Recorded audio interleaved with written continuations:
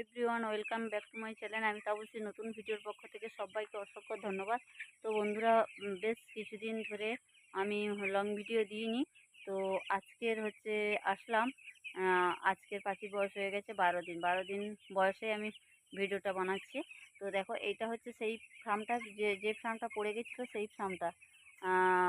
ওই ফার্মটা মানে পুরো রেডি হয়ে গেছে। রেডি হয়ে গিয়ে পাখিটা নেওয়া হয়েছে।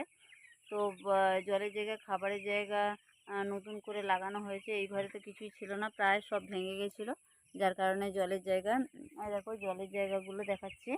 এই জলের জায়গাগুলো সব নতুন।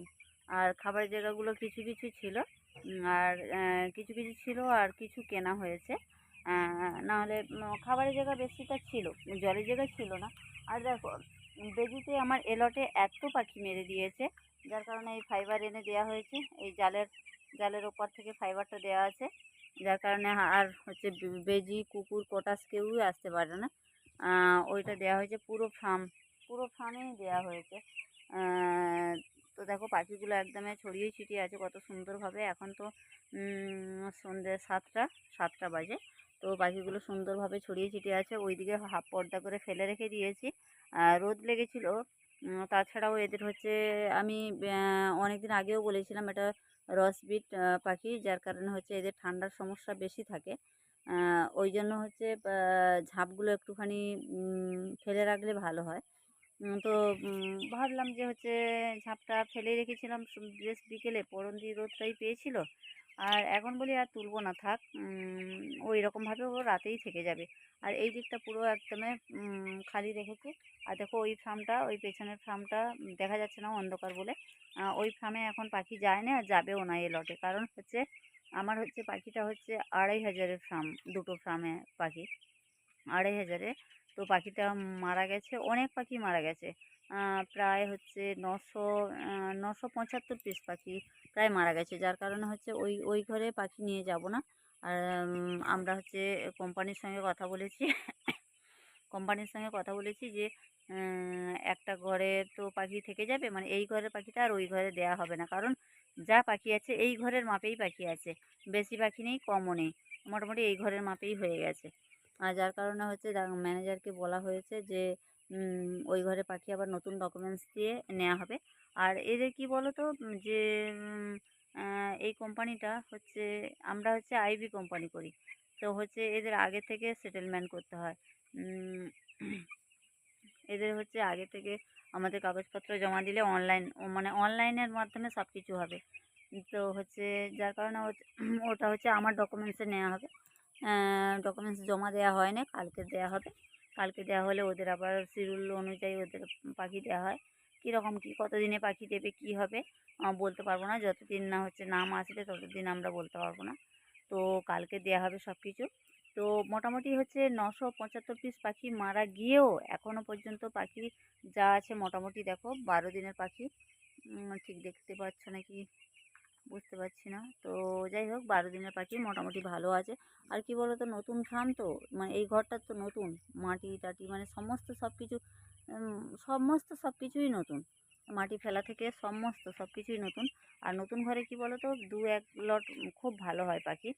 তো এত পাখি মারা যাওয়ার পরেও এই পাখিগুলো বেশ সুন্দর আছে, ভালো আছে। আর ম্যানেজার এসেছিল কয়েকদিন আগে, ম্যানেজার বলে গেছে যে পাখিগুলো ছোট বড় একটুখানি বেছে রাখতে, যার কারণে বেছে রাখবো। তো এখনও বাছা হয় না, আসবো করে বাছা হয় না। তো কবে কে বাছা হবে দেখি। আর জলের জায়গাগুলো তো কালকে কালকে 11 দিন, একদমই সময় পাই না, যার কারণে কালকে 11 দিন বয়সে জলের জায়গাগুলো কমপ্লিট করা হয়েছে। তো আজকের 12 দিন বয়স। তো 9 দিন বয়স থেকে দিলে খুব ভালো হয়।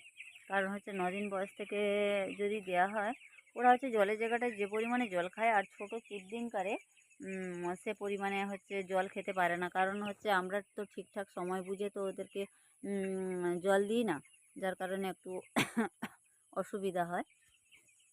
তো যার কারণে জলের জায়গাগুলো ছেড়ে দিয়েছি, মানে অটো ড্রিঙ্কার ছেড়ে দিয়েছি। দিতে আমাদেরও অনেকটা কাজটা হালকা হয়ে গেছে, আর ওদেরও খাবার সুবিধা হয়ে গেছে। নাহলে অটো ড্রিঙ্কার না চালু করা পর্যন্ত আমাদের প্রচণ্ড কাজ, মানে প্রচণ্ড মানে কি বলবো আর প্রচুর কাজ, কেননা টাইম বাই টাইম জল দিতে হয় ওই জায়গাগুলো, জল তো যখন যেমন শেষ হয়ে যায় আর জল দিতে হয়, ওই জন্য মানে প্রচুর চাপ হয়ে যায়। অটো ডিঙ্কারটা ছেড়ে দিলে আর অতটা চাপ থাকে না, ওরা মোটামুটি জল খাবারটা ওরা ওদের মতোই করে খায়। তো আমার পাখিটা বেজিতে 190 পিস পাখি একদিনেই নষ্ট করে দিয়েছে। মানে জালের তলা থেকে ইঁদুর যেরকম গর্ত করে মাটির তলা থেকে ওই রকমভাবে সাইড থেকে গর্ত করে ও ঢুকেছে। এবারে ও কীভাবে করেছে মানে পাখিগুলোকে মেরেছে, মাথা থেকে রক্ত চুষে খেয়ে ফেলে দিয়েছে। মানে পুরো বডি পড়ে আছে, শুধু রক্তটা খেয়ে নিয়েছে, পাখি মরে গেছে। আমি বাড়িতে ছিলাম যখন বাড়ি থেকে ফার্মে আসি, তো এসে দেখলাম কোনো অসুবিধা নেই।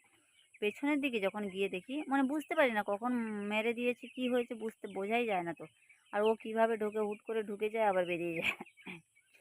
তো আমি যখন পেছনের দিকে গিয়ে দেখি মানে পাখিটা ছিল ওই পেছনের দিকে, একদম এই লাস্টের দিকে, ওই কোণার থেকেই পাখিটা বেজিটা ঢুকে ও পাখিটাকে নষ্ট করেছে। যখন গিয়ে দেখি যে মানে একদমই 190 পিস পাখি একদম পরপর পরপর পড়ে আছে। আবার অফিসে জানালাম যে পাখিটা এরকম সমস্যা হয়ে গেছে। ওরা বা কিছু বলে না, ওরা শুধু একটাই কথা বলেছিল যে পাখি আরও যাতে না ঢোকে, যাতে না আরও ক্ষতি হয়, তার জন্য কিছু ব্যবস্থা করো।